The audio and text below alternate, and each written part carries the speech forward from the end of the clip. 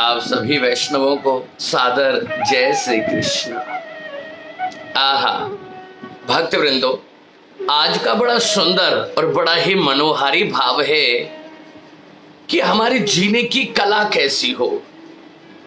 कुछ ऐसा कर्म हमसे हो जहां पर हम धर्म के मार्ग पर चल सके। और शास्त्र कहते हैं कि इस कली काल में, इस कलयुग में धर्म मार्ग पर चलने के लिए बहुत ज्यादा जरूरी है कि हमारा आहार शुद्ध हो। अगर आहार शुद्ध होगा तो हमारा व्यवहार शुद्ध होगा। इसलिए हे सभी वैष्णवों, इसलिए शास्त्र कहते, संत जन कहते हैं कि धर्म हमारे रसोई कक्ष से प्रारंभ होता है। जीवन का आधार है धर्म। अब समझिएगा, एक बड़ा सुंदर श्लोक भागवत जी हमें प्रमाण करती है कि धर्म भजस्य सततम त्वज लोक धर्मान सेवस्य साधु पुरुषान जहि काम तृष्णा। अगर धर्म मार्ग पर चलना है, एक तो मानव का जीवन इतनी चिंताओं से ग्रस्त है, इन चिंताओं के कारण जीव धर्म के मार्ग पर चल नहीं पाता। जब देखो जब अशांति, जब देखो जब मन में चिंताओं ने जीव के मस्तिष्क को पकड़ा हुआ है। हम इस संसारिक लोकासना में, संसार की संपूर्ण रीति रिवाजों में इतना खो चुके हैं कि अब धर्म मार्ग पर चलना जीव मात्र के लिए अतिशय कठिन होता जा रहा है। और धर्म की परिभाषा है कि धर्म भजस्य सततम।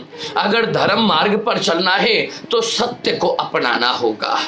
अगर जीवन में सत्य नहीं है तो फिर धर्म की कल्पना करना भी दोषयुक्त है। धर्म भजस्य सततम त्वज लोक धर्मान सेवस्य साधु। अगर धर्म मार्ग पर चलेंगे तो सत्य मार्ग पर चलना होगा।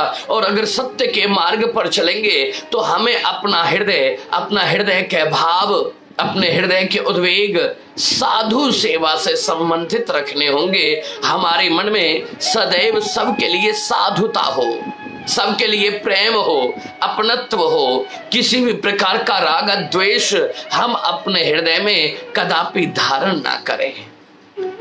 धर्म भजस्य सततम त्वज लोक धर्मान सेवस्य साधु पुरुषान जहि काम तृष्णा।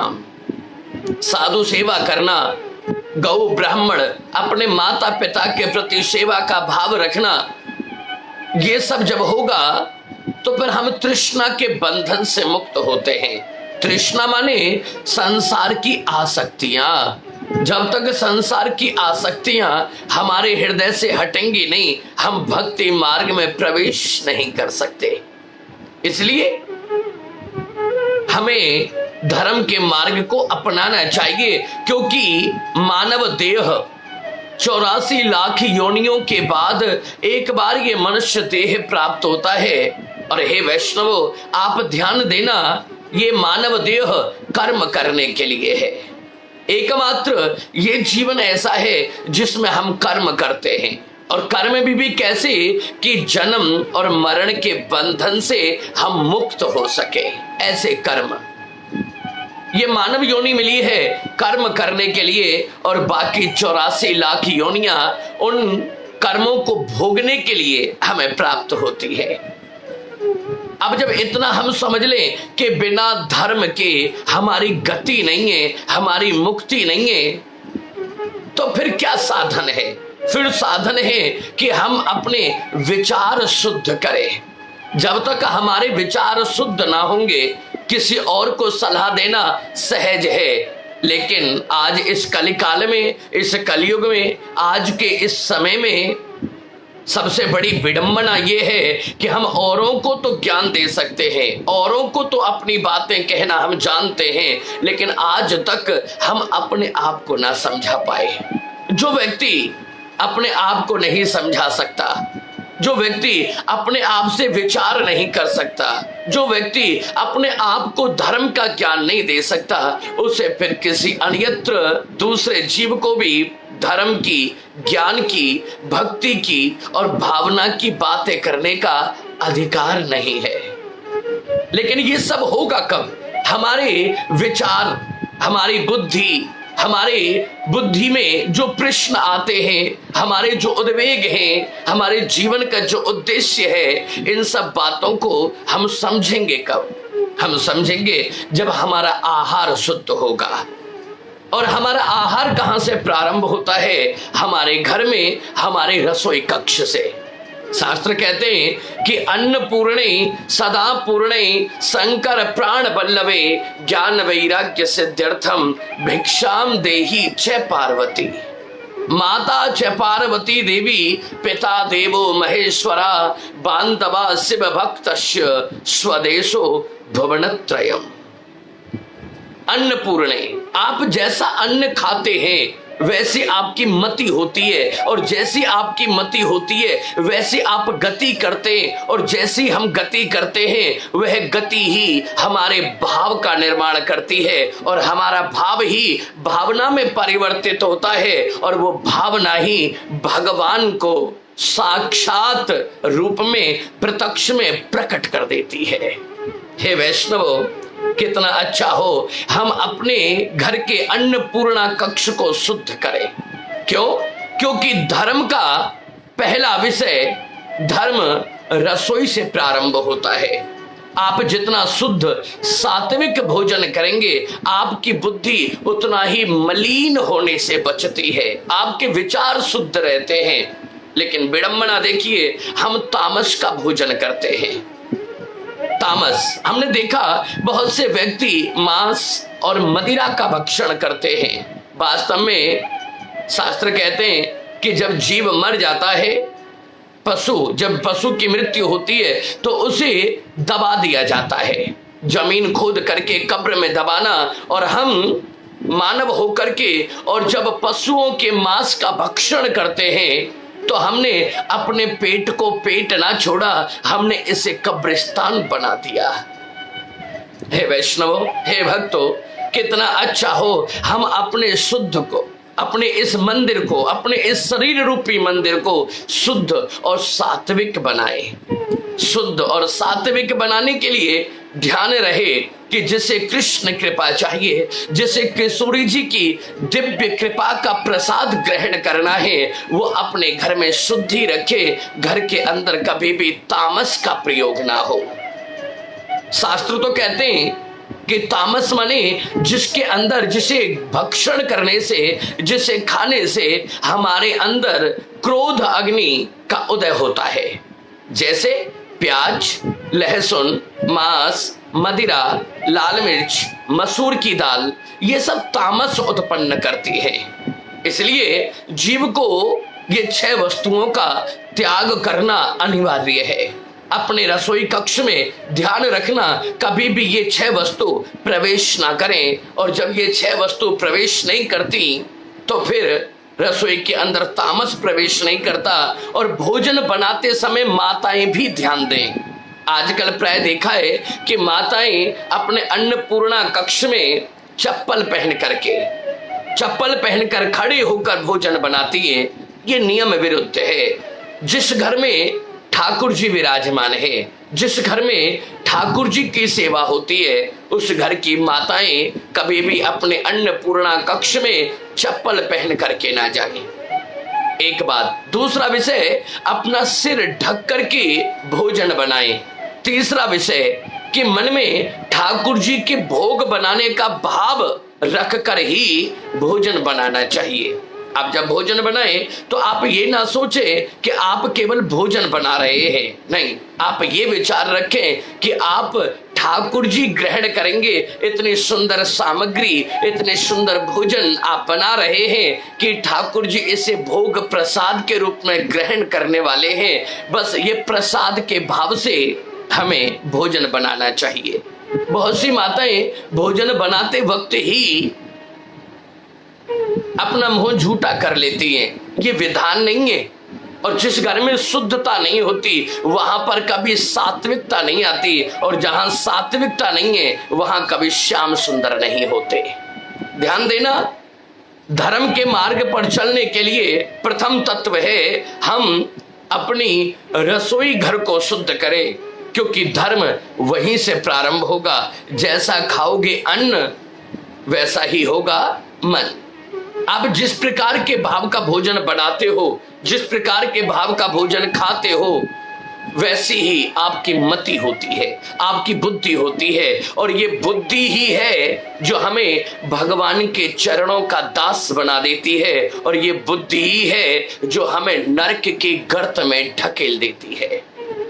हे वैष्णव, जब हम धर्म के मार्ग पर चलते हैं, ठाकुर जी के लिए सुंदर भोजन पकवान बना के ठाकुर जी को आरोग्यने के लिए, भोग लगाने के लिए समर्पित करते हैं, और भोग लगने के बाद जब ग्रहण करते हैं, नित्य प्रति भगवान के नाम का ध्यान जब हमें लगाते हैं, तो आप सत्य मानना, श्री धाम वृंदावन, आहा, श्री धाम वृंदावन में बरसाना धाम है। बरसाना धाम से किशोरी राधा रानी अपने निज महल से निकलती हैं और वृंदावन पहुंचकर जमुना जी में गोता लगाती है, और जमुना जी में गोता लगा करके भीगे हुए वस्त्रों से जब धर्म के मार्ग पर चल रहे हमारे घर के अंदर जब शुद्धि हो जाती है, तो जमुना जी में भीगे हुए वस्त्र राधा रानी के, और जब वो हमारे घर में प्रवेश करती है राधा रानी, तो राधा रानी के आंचल से टपकने वाला जमुना जल की एक बूंद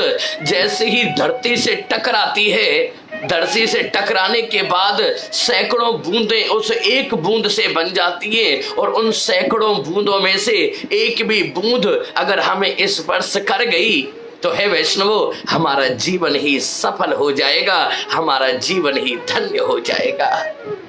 आहा, बड़ा अद्भुत और अलौकिक भाव है। जीवन में धर्म धारण करो, जीवन में दया धारण करो, और जब तक दया नहीं होगी जीवन में, अगर हम दूसरे जीव के ऊपर दया करना नहीं जानते, तो फिर हमें अपने लिए भी इस प्रकार की कल्पना, इस प्रकार की जिज्ञासा रखने का अधिकार नहीं कि कोई हमसे प्रेम से बोले, कोई हमारा सम्मान करे। किया अपमान, ध्यान रखना कि किया अपमान तो फिर मान नहीं पाएगा, होगा प्यारे वही जो श्री राम जी को भाएगा। जैसा आप अपने साथ चाहते हैं वैसा ही व्यवहार आप औरों के साथ करना प्रारंभ करें। भगवान ने, हे भक्तों, भगवान ने प्रत्येक जीव को एक दिन में 24 घंटे दिए और कहा कि मैं तुम्हें 24 घंटे देता हूं, तुम मेरा भजन करना। भजन के माध्यम से तुम जन्म मरण के चक्र से मुक्त होकर और मेरे चरणों के दास बन जाओगे। भक्तों के मन में जिज्ञासा होती है कि 24 घंटे में से हे भगवान कितनी देर हम आपका भजन करें। भगवान कहते हैं 24 घंटे में से 20 घंटे तुम मेरा भजन करो, 4 घंटे तुम अपने गृहस्थ जीवन के लिए लगा दो, मैं तुम्हारा उद्धार कर दूंगा। भक्तों के मन में कष्ट है कि एक दिन की अगर बात है तो 20 घंटे भजन किया जा सकता है, लेकिन प्रतिदिन कैसे होगा। प्रतिदिन के लिए बताया, भगवान कहते हैं 20 नहीं तो केवल 10 घंटे तुम मेरा भजन करो, 14 घंटे अपने गृहस्थ जीवन में लगा दो, तब भी मैं तुम्हारा उद्धार कर दूंगा।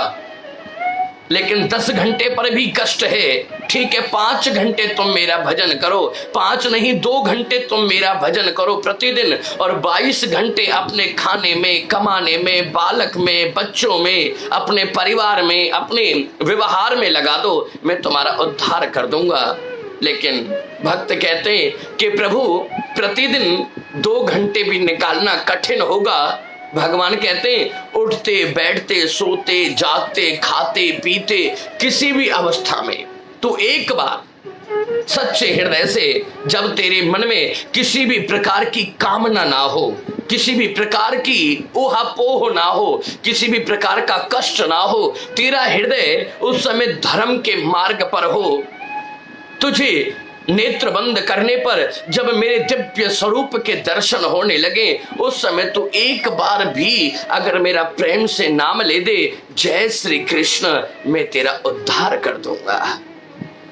भगवान कहते हैं कि भाव का भूखा हूं मैं और भाव ही बस सारो है, कि भाव से जो भजता मुझको भव से बेड़ा पार है।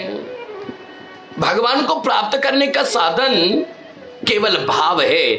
भाव आहार से शुद्ध होता है, आहार रसोई से शुद्ध होगा, और जब रसोई शुद्ध होगी, रसोई के अंदर भगवान श्री हरि और माता लक्ष्मी का निज निवास है। जिस घर के व्यक्तियों को मन में प्रश्न रहते हैं, हमसे प्रश्न करते हैं, हमारे बच्चे नहीं पढ़ते, हमारे शरीर में कष्ट रहता है, पैरों में दर्द रहता है, पेट में दर्द रहता है, जो इन सब प्रकार के कष्टों से मुक्त होना चाहे, उन्हें सर्वप्रथम ठाकुर जी के मंदिर को शुद्ध करने से पहले अपने रसोई कक्ष को शुद्ध करना चाहिए। ध्यान रहे, आपके रसोई के अंदर आजीवन कभी भी अशुद्ध आहार प्रवेश ना करें, और वो बनाएं जो ठाकुर जी को भोग लगे, और जो ठाकुर जी को भोग लगे वही हमें ग्रहण करना चाहिए। जिसे ठाकुर जी स्वीकार नहीं करते उसे हमें भी ग्रहण करने का अधिकार शास्त्रों की रीति और शास्त्रों की नीति के अनुसार होता ही नहीं और होना भी नहीं चाहिए। हे वैष्णवों, आज का विषय केवल इतना कि धर्म रसोई से प्रारंभ होता है। धर्म का मार्ग हमारी रसोई से प्रारंभ होकर हमारे जीवन में किशोरी राधा रानी की दिव्य कृपा को प्राप्त करा दे। उसके लिए सबसे पहले अपने रसोई कक्ष को शुद्ध करें। निरंतर नेत्र बंद करके ठाकुर जी के सम्मुख और गुरु मंत्र या ठाकुर जी का एक दिव्य महामंत्र हरे राम राम राम हरे हरे, हरे कृष्ण कृष्ण कृष्ण हरे हरे, इस महामंत्र का जाप करते करते अगर हम अपना जीवन यापन करें तो मैं ब्रजवासी होकर आपको ये वचन देता हूं, मेरा ऐसी आत्मा मुझे ऐसा ज्ञान प्रदान करती है, मेरी आत्मा का भाव ऐसा है, अगर हमने अपना आहार शुद्ध कर लिया, धर्म के मार्ग को अपना लिया और निरंतर ठाकुर जी के महामंत्र का जाप करना प्रारंभ कर दिया, तो एक दिन किशोरी राधा रानी श्याम सुंदर सहित हमारे घर में प्रवेश करेंगे और घर में आकर के कहेंगे, अरे बेटा, जो तूने अपने हाथ से मक्खन निकाला है वो मक्खन मुझे प्रदान कर दे, मुझे भूख लगी है। और जिस दिन ठाकुर जी हमारे घर में प्रवेश कर जाएंगे उसी दिन हमारा जीवन सफल हो जाएगा, सिद्ध हो जाएगा। अगर हमने धर्म मार्ग को अपना लिया तो जय जयकार हो जाएगा, और अगर हम अधर्म के मार्ग पर चलते रहे तो एक दिन मृत्यु के समय पर हाहाकार हो जाएगा। हे वैष्णवों, उम्मीद करते हैं कि आप नित्य प्रति ठाकुर जी की दिव्य छवि को अपने हृदय में धारण करोगे, अपना आहार शुद्ध करोगे, गुरु ज्ञान के अनुसार, अपने गुरु देव के आज्ञा के अनुसार सत मार्ग पर चलोगे, क्योंकि यही मुक्ति का साधन है। आप सभी वैष्णवों को इस दास की तरफ से सादर जय श्री कृष्ण।